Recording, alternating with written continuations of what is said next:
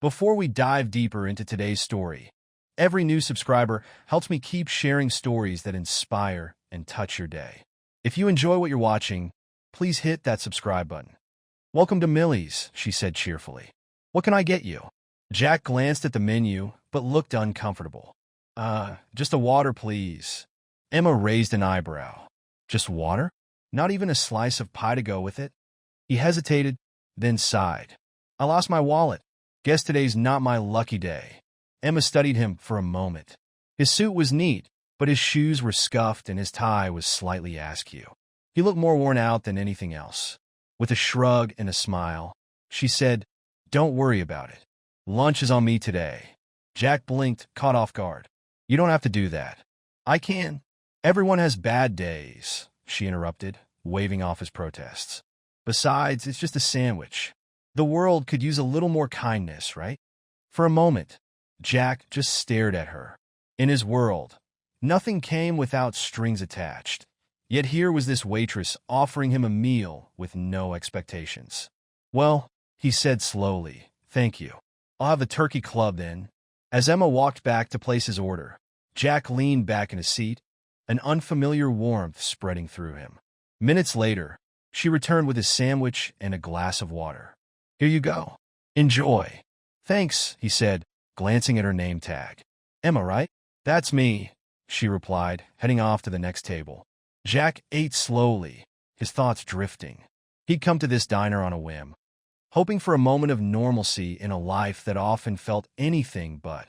Now he found himself watching Emma as she moved between tables, her smile unwavering despite the demands of the job.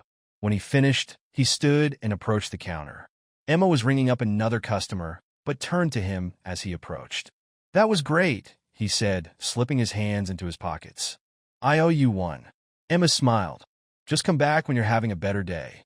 He chuckled softly. "I might just do that." As he turned to leave, he paused at the door, glancing back at her. She was already wiping down a table, her ponytail swinging as she moved. Something about her was different. "She's different," Jack muttered to himself as he pushed the door open and stepped into the rain. Walking down the street, the hum of the diner faded behind him, but Emma's kindness lingered in his thoughts. For the first time in a long time, Jack felt a flicker of something he hadn't expected: hope. The next day, the bell above the diner door jingled again, and Emma looked up from the counter. There he was, the same man from yesterday, this time without the rain-soaked coat. Jack Anderson walked in with a hesitant smile and slid into the same booth. "Back so soon?" Emma teased as she approached. "Well," Jack said, running a hand through his neatly combed hair, "you did say to come back on a better day, but He shifted uncomfortably. "I might still owe you one." "Wallet trouble again?" Emma crossed her arms, pretending to consider him. "I don't know. You're starting to sound like a professional freeloader." Jack laughed, the sound surprising himself. "Guilty as charged." She grinned. "All right, but only because I don't want my turkey club to go to waste." From that day on, Jack became a regular. At least twice a week, he would walk into Millie's diner, always ordering the same thing: a turkey club and water.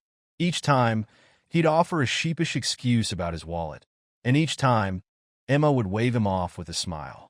During quiet moments, Jack watched Emma flip between tables, always smiling, always kind. He began to notice little details: the way she slipped an extra slice of pie to the elderly couple in the corner, how she knew every regular's name and favorite order, the quiet sigh she gave when she thought no one was looking. One afternoon, he lingered longer than usual, waiting for the lunch rush to die down. When Emma finally took a breather, she slid into the booth across from him, wiping her hands on her apron. "You're not in a hurry today," she remarked. "Not really," Jack admitted. "Busy day for you?" She shrugged. "Every day's busy. Bills don't pay themselves, you know." Jack raised an eyebrow. "Bills?" Emma hesitated, but something in Jack's easy demeanor made her feel comfortable.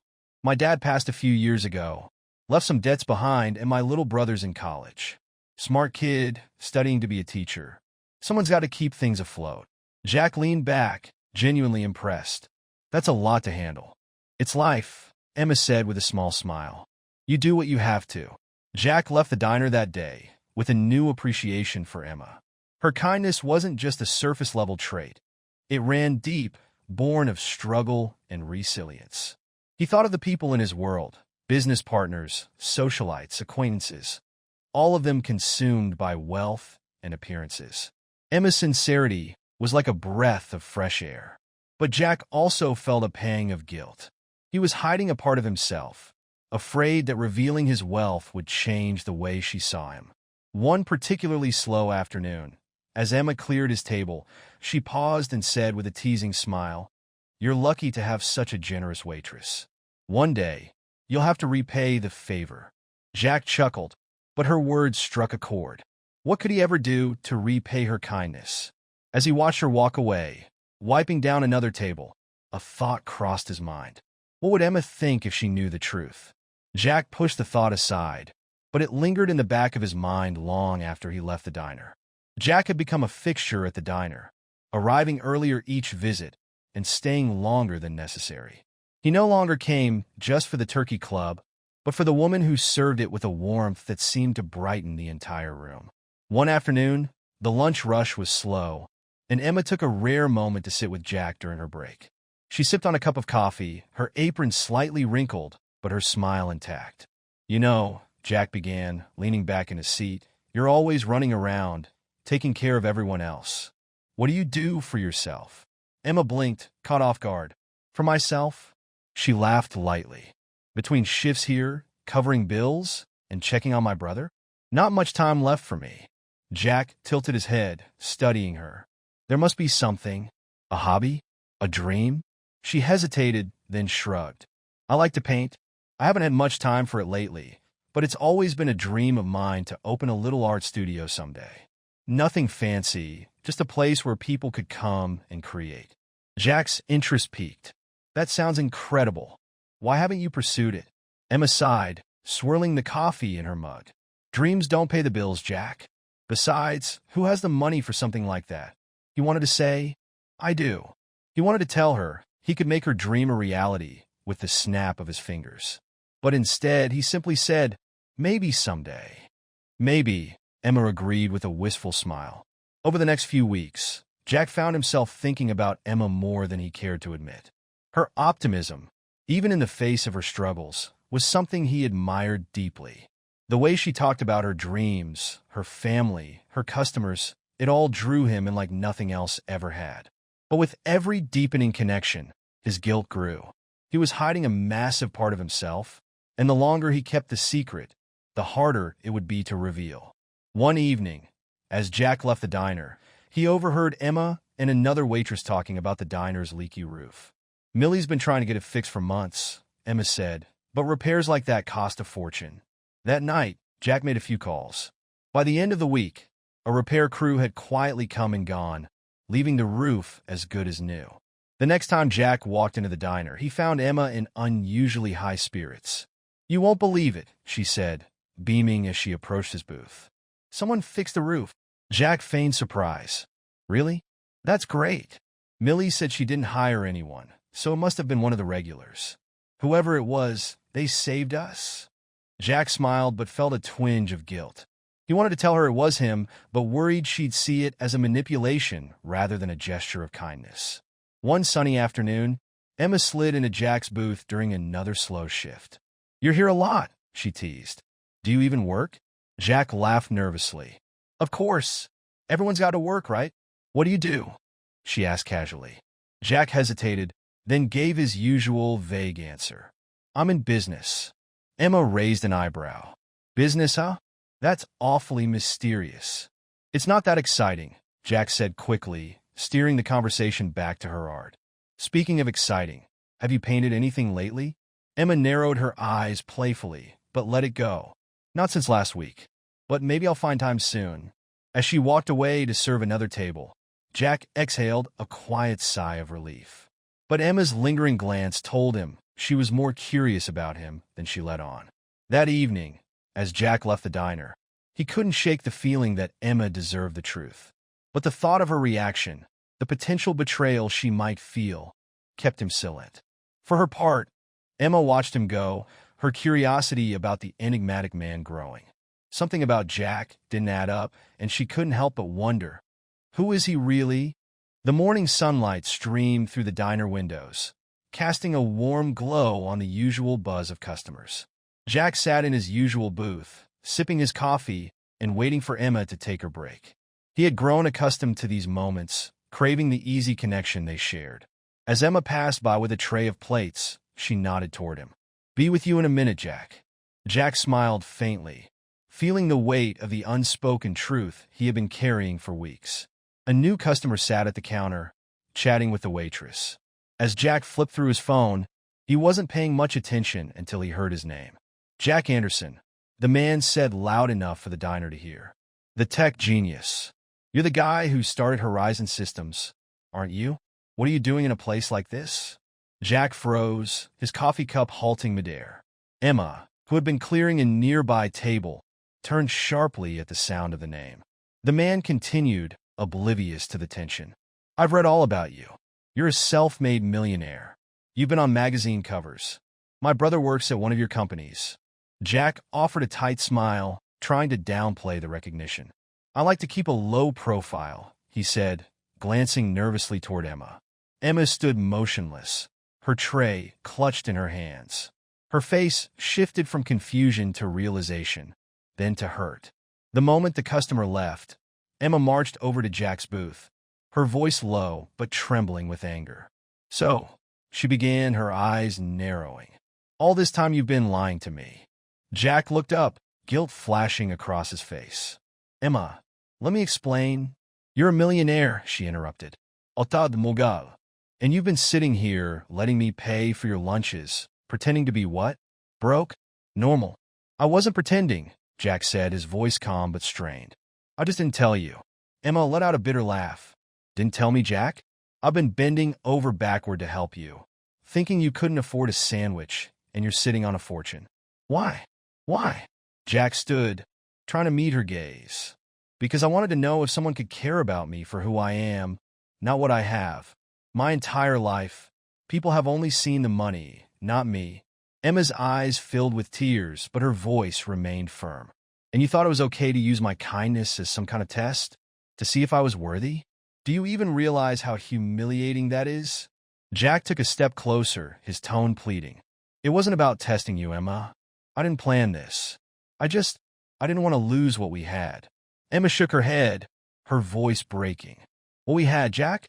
You built this on a lie. How can I believe anything you've said was real?" She turned and stormed out of the diner, leaving Jack standing alone, his chest tightening as the bell above the door jingled in her wake. Emma drove home, gripping the steering wheel tightly as tears streamed down her face. She replayed their conversations in her mind, the moments of laughter and connection, now tainted by the revelation. Her generosity, her trust. Had it all been a game to him? She had poured so much of herself into their friendship, believing Jack was just a regular guy who needed a break. Now she felt foolish and used. That evening, Emma sat in her tiny apartment, staring at the blank canvas she had planned to paint on. The joy she usually found in her art felt distant, overshadowed by the sting of betrayal. Back in his penthouse, Jack stared out at the city skyline, his reflection in the glass a reminder of the man he didn't want to be. He replayed Emma's words, each one cutting deeper than the last. She was right. He had turned her kindness into a test. Even if he hadn't meant to, he thought he could protect himself by hiding the truth.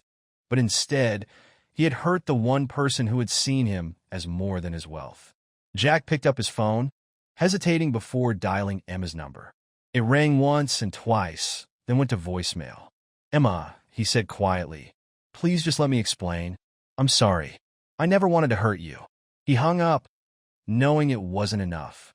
Words wouldn't fix this. Days passed and Emma didn't return his calls. At the diner, her coworkers told him she had taken some time off.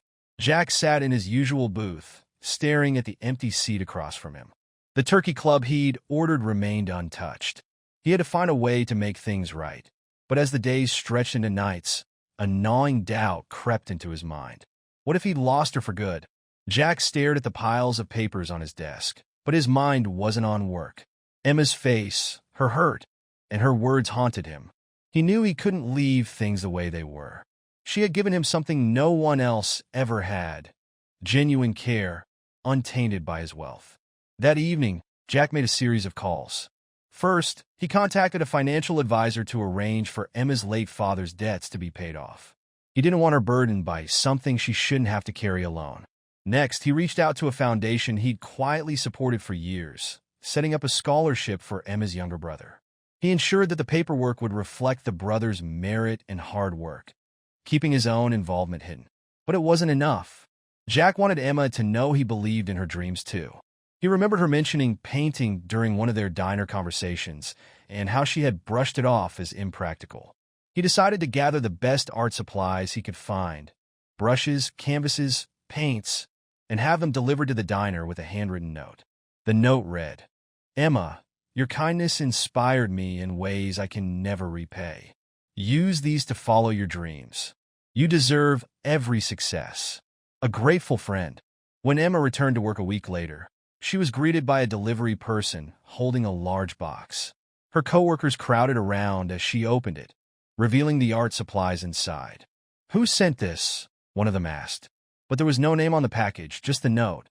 Emma read the note twice, her heart pounding. She suspected Jack immediately, but the thought made her emotions swirl. At home, Emma found a letter in her mailbox from the bank confirming that her family's debts had been cleared.